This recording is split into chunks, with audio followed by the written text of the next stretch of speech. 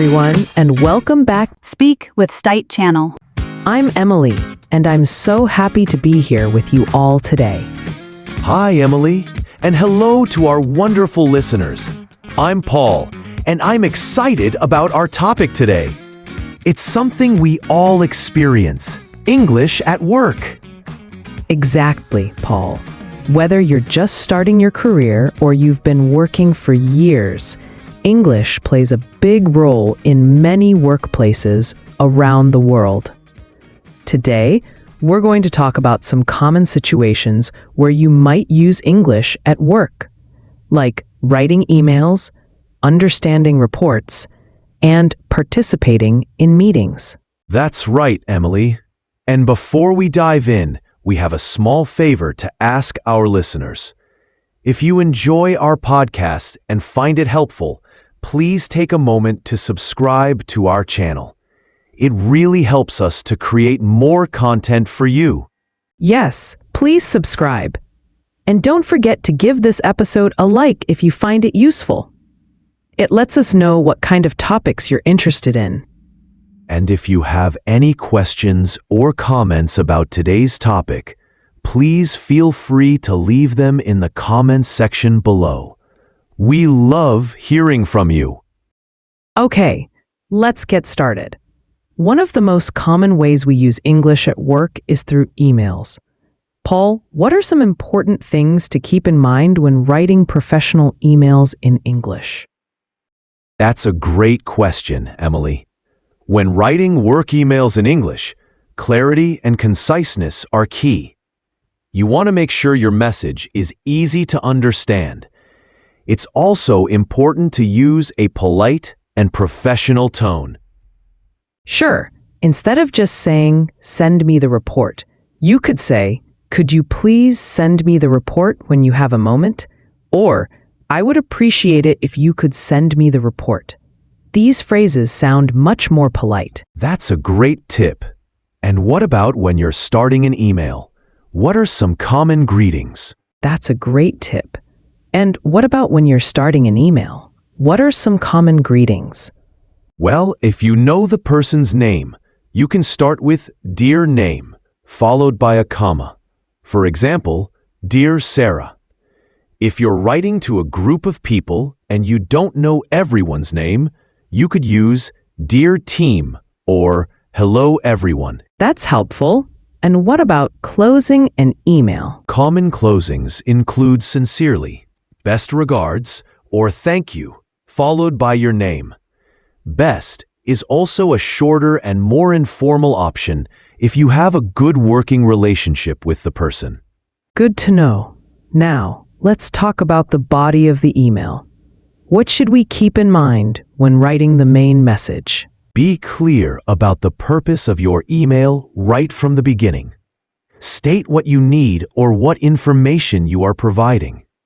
Use short paragraphs and bullet points if you have multiple points to make. This makes the email easier to read and understand. That's excellent advice. Nobody wants to read a long, rambling email. And what about attachments? How should we handle those? If you're attaching a file, make sure to mention it in the body of your email. For example, you could say, "Please find attached the report for your review." This way, the recipient knows to look for the attachment. That makes sense. So, to summarize for our listeners, when writing emails in English at work, remember to be clear, concise, polite, and professional. Use appropriate greetings and closings, and always mention any attachments. Exactly, Emily. Now, let's move on to another important aspect of work life: understanding reports. Reports can sometimes be filled with technical terms and data. What are some strategies for understanding them better in English? That's a great point, Paul. Reports can definitely seem intimidating at first. One important strategy is to familiarize yourself with common business vocabulary related to your field. There are many online resources and glossaries that can help with this. That's a good idea. Also, don't be afraid to ask for clarification if you don't understand something. If a term or a piece of data is unclear, it's better to ask a colleague or your supervisor for an explanation. Absolutely. It's much better to ask than to make assumptions based on a misunderstanding. Another tip is to look for summaries or executive summaries at the beginning of the report. These usually provide a high-level overview of the main findings and conclusions. Yes, those summaries can be very helpful for getting the main points quickly. Also, pay attention to any charts, graphs, or tables included in the report. These visual aids can often help to illustrate complex data in a more understandable way. Make sure you read the labels and headings carefully. That's right. And if you need to present information from a report in English, practice explaining the key findings in your own words. This will not only help you understand the information better, but also make it easier for others to understand you. Good point, Emily. Sometimes reports use specific acronyms or abbreviations.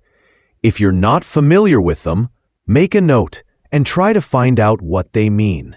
There might be a glossary in the report itself, or you can ask a colleague. Definitely.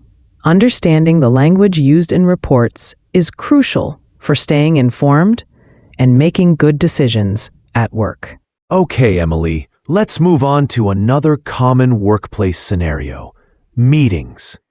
Participating in meetings in a second language can be challenging. What are some useful phrases for expressing your opinions or asking for clarification in English meetings? That's a very important topic, Paul. Meetings are a key part of collaboration in many workplaces.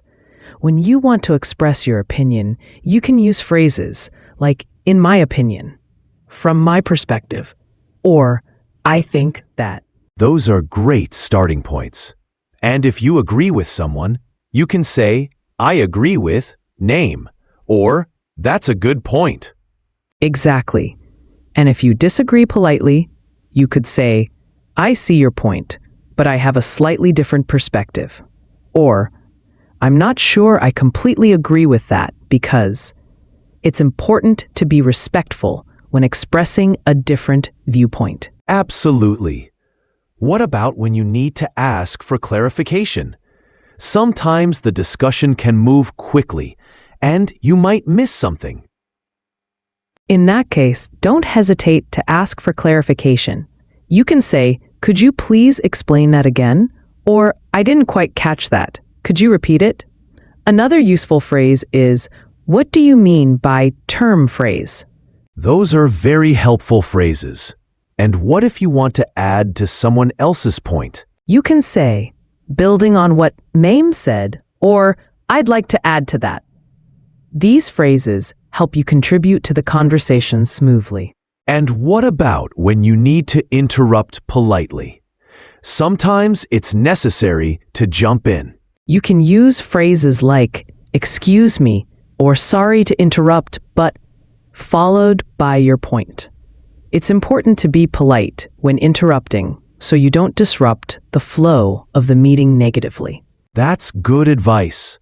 Also, pay attention to the overall tone of the meeting. Is it formal or informal? This will help you choose the appropriate language. Yes, the context is always important, and if you're leading a meeting in English, make sure to speak clearly and at a reasonable pace. It's also helpful to summarize key points and decisions throughout the meeting to ensure everyone is on the same page. That's a great tip for meeting leaders. And for everyone else, active listening is crucial. Pay attention not only to what is being said, but also to nonverbal cues like body language. Definitely. And if you're not a native English speaker, don't be afraid to take notes during the meeting. This can help you remember key information and action items. That's a very practical tip. Now, Emily, let's talk about another aspect of daily work life: reporting tasks, especially in daily stand-up meetings or dailies. These are often quick meetings where team members share what they worked on, what they are planning to do, and any roadblocks they are facing. What kind of English is typically used in these situations? In daily stand-ups, the language tends to be quite direct and concise. You usually talk about three main things. What did I do yesterday?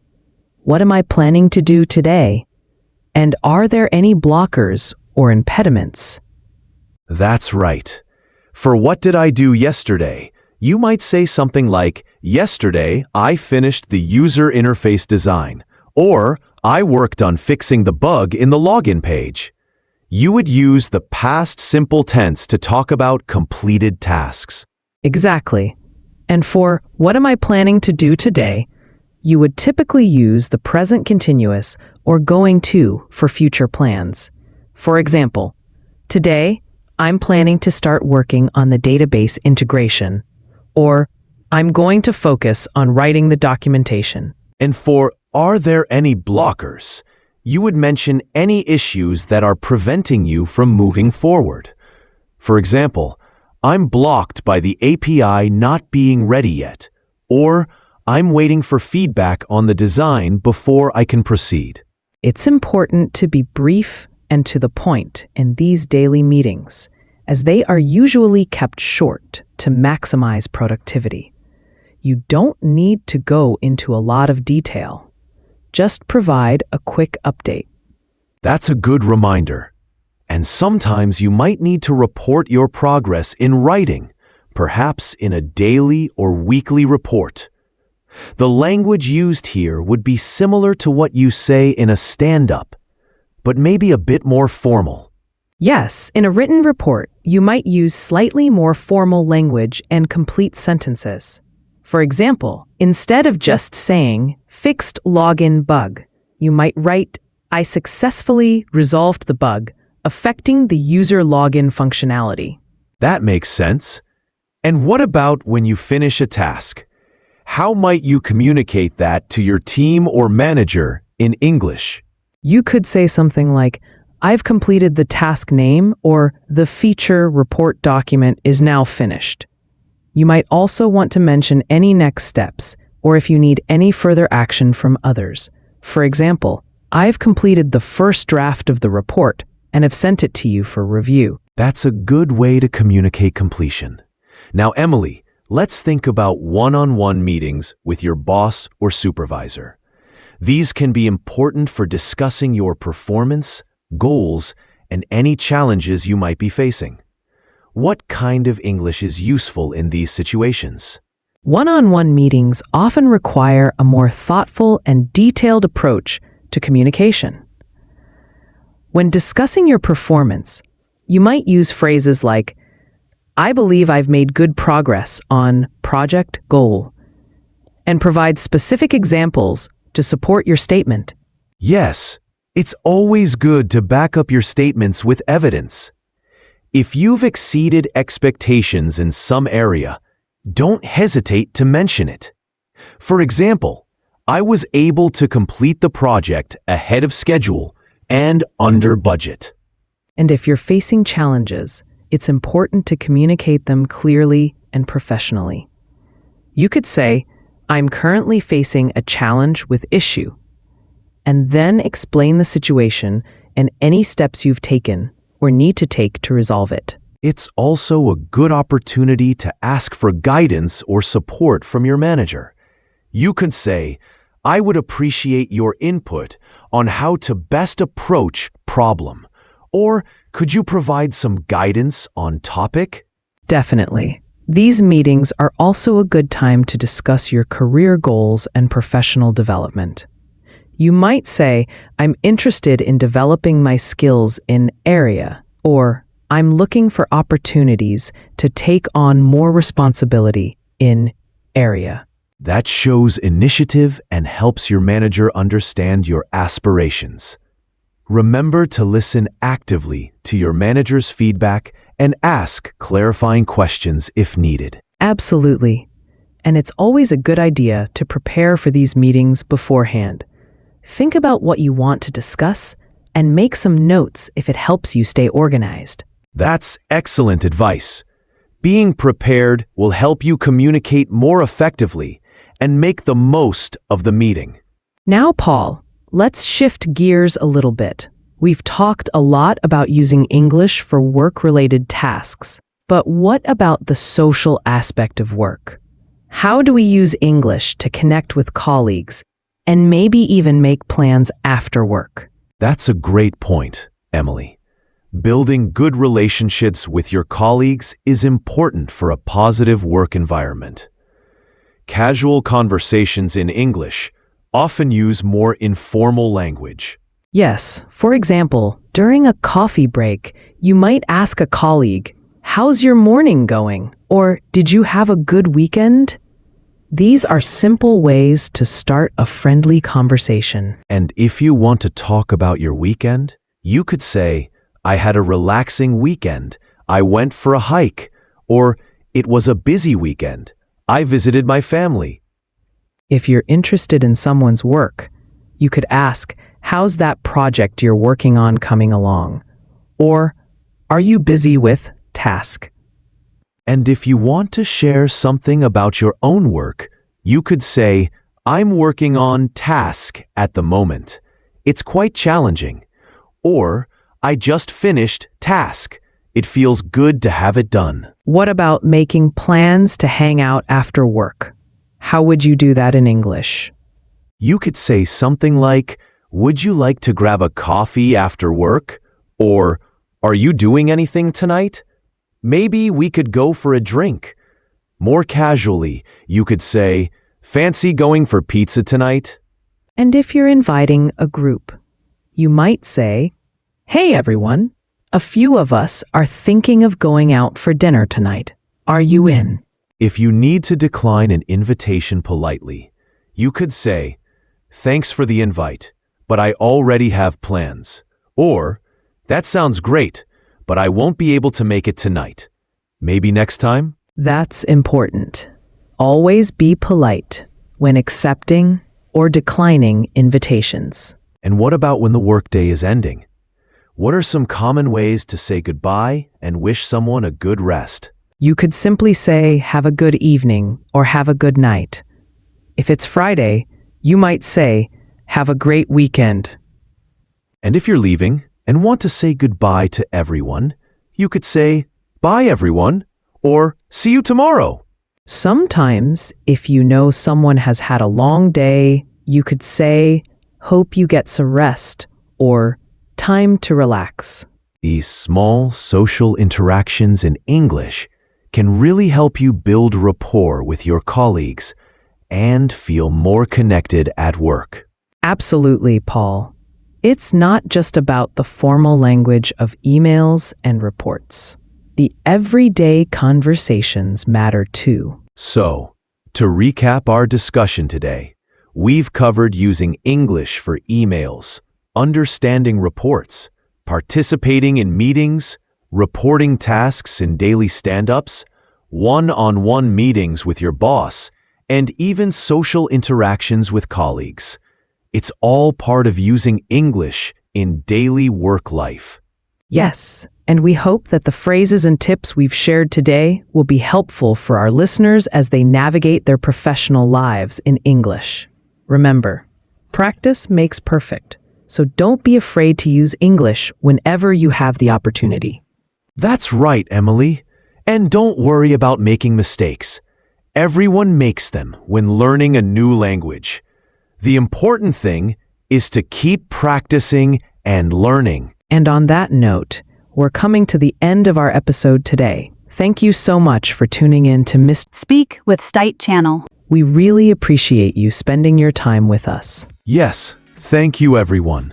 And before we go, we have one last request.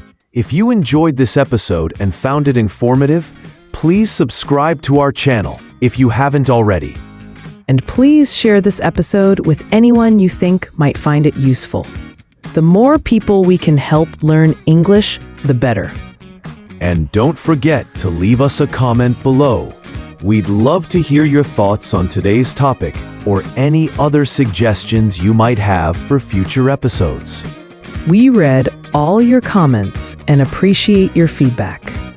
Thank you again for listening, and we look forward to speaking with you in our next episode. Bye for now, and have a wonderful day. Take care, everyone.